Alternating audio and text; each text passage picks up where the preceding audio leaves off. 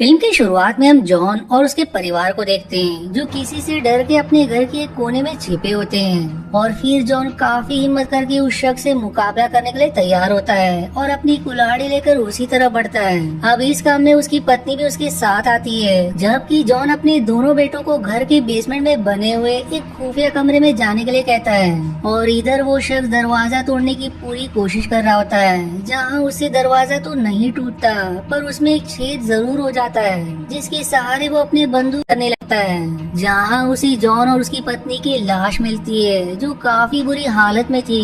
फिर कुछ देर बाद तलाश करने पर उन्हें उस घर के बेसमेंट का दरवाजा मिलता है और फिर जैसे वो उसे खोलते हैं उसमें उन्हें जॉन के बच्चे की लाश मिलती है, जो देखकर सभी एकदम दहल जाते हैं क्योंकि कातिल ने उसके शरीर से उसकी चमड़ी को पूरी तरह से निकाल दिया था। अब इसके बाद उन लोगों को वहाँ पर सिर्फ एक बच्चे की ही लाश मिलती है, जबकि हमने मूवी की शुरुआत में 2 बच्चों को देखा था।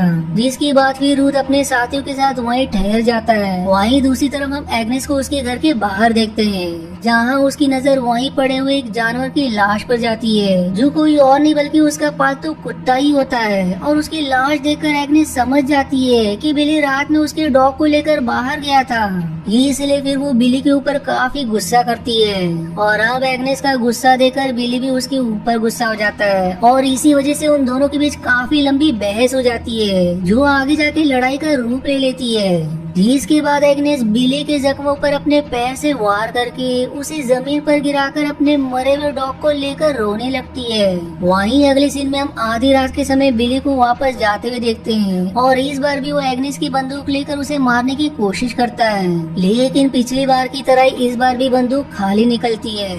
इसलिए वो एग्नेस के कमरे में गोली ढूंढने लगता है, लेकिन उसे कहीं भी कोई गोली नहीं मिलती। और तभी बिली की नजर वहीं रखे कम्युनिकेशन डिवाइस पर पड़ती है जो खराब हो चुका था, लेकिन बिली उस डिवाइस को अपने बिस्तर के नीचे छिपा देता है। अब अगली सुबह एग्नेस बिली से पिछले दिन के लिए माफी मांगते हुए कहती है कि उसके कुत्ते ने उसका सबसे ज्यादा ध्यान दिया था, जिस कारण मैं कुछ ज्यादा ही इमोशनल होकर तुम्हारे जख्मों पर वार किया। जो सुनकर बिली एग्नेस को माफ कर देता है। फिर डिनर के समय बिली एग्नेस से उसकी बंदूक के बारे में बातें करने लगता है और बातों ही बातों में वो एग्नेस से गोलियों के बारे में पूछता है, जिस पर एग्नेस बताती कि वो इस बंदूक की गोलियां हमेशा अपने पास ही रखा करती है। जिसके बाद बिली उसके द्वारा बनाए हुए खाने की तारीफ करने लगता है, जिस पर एग्नेस बताती कि उसी का मरा हुआ कुत्ता है, जो पता चलते ही बिली उल्टियां करने लगता है। और अब हम समझ पाते कि एग्नेस काफी अजीब महिला है, क्योंकि जिस कुत्ते के लिए उसने बिली को चोट पहुंचाई वो उसी कुत्ते को मारकर खा भी ली। फिर अगले सीन में हम बिली को उसके कमरे में देखते हैं कि तभी उसकी खिड़की पर एक दानव नजर आता है जो कब से अंदर आने की कोशिश कर रहा होता है। और उसे देखते ही बिली डर के मारे एग्नेस के पास आता है, लेकिन जब तक वो एग्नेस के पास आता तब तक वो दानव घर के अंदर प्रवेश कर चुका था। वहीं अब उस दानव को देखते ही एग्नेस बिली को अपनी बंदूक देकर उसे मारने के लिए कहती है, जहाँ काफी मुश्किलों के बाद बिली उस दानव को मार ही देता है। और अब उसे मारने के बाद बिली उस बंदूक को एग्नेस की तरफ पॉइंट करके गोली चलाता है, लेकिन उसमें गोली खत्म हो जाती है।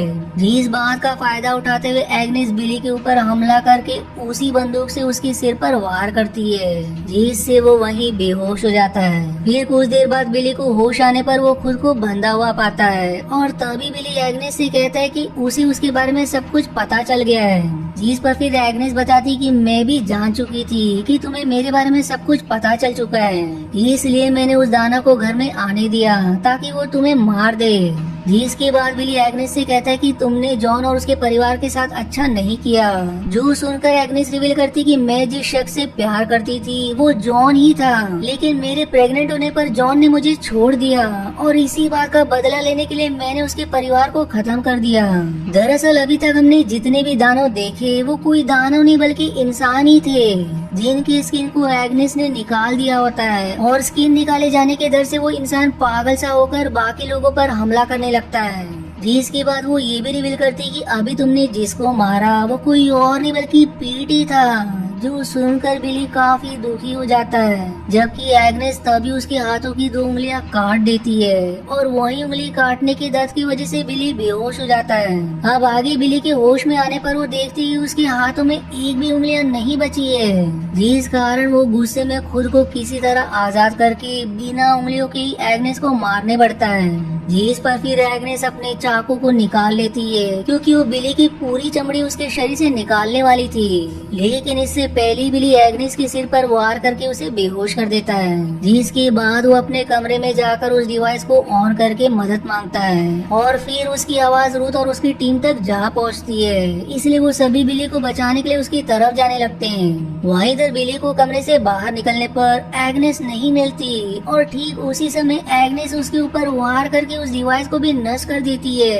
लेकिन तभी उन्हें रूथ की गाड़ी की आवाज सुनाई दी जाती है, जिस वजह से एग्नेस बिली को घर के बेसमेंट में लेकर चली जाती है और फिर रूथ और उसके साथियों को घर में बिली कहीं नहीं मिलता, लेकिन उन्हें वो डिवाइस वहाँ मिल जाता है जिससे बिली ने उनसे संपर्क किया था, जिससे वो समझ जाते हैं कि बिली इसी घर में है। इसलिए वो पूरे घर में बिली को ढूंढने लगते हैं, जहाँ वो उसे ढूंढते हुए बेसमेंट तक जा पहुँचते हैं। लेकिन वहाँ मौजूद एग्नेस रूथ पर गोली चला देती है, जिसके बाद वो उसके साथियों को भी मार गिराती है। पर तभी पीछे से बिली को एक बंदूक मिल जाती है और फिर वो उंगलियां ना होने के बावजूद भी किसी तरह एग्नेस के सीने पर गोली मार देती है, जिसके बाद वो एग्नेस के पास जाकर उसे बताता है कि तुमने मुझे छोड़ के काफी बड़ी गलती कर दी। दरअसल बिली एग्नेस से जॉन के घर हुए हादसे के बारे में बात कर रहा था, क्योंकि एग्नेस ने केवल जॉन के एक बेटे को मारा था और वो दूसरा लड़का कोई और नहीं बल्कि बिली ही था, जो एग्नेस से बदला लेने के लिए ही यहाँ आया था और इस तरह जंगल में घूमना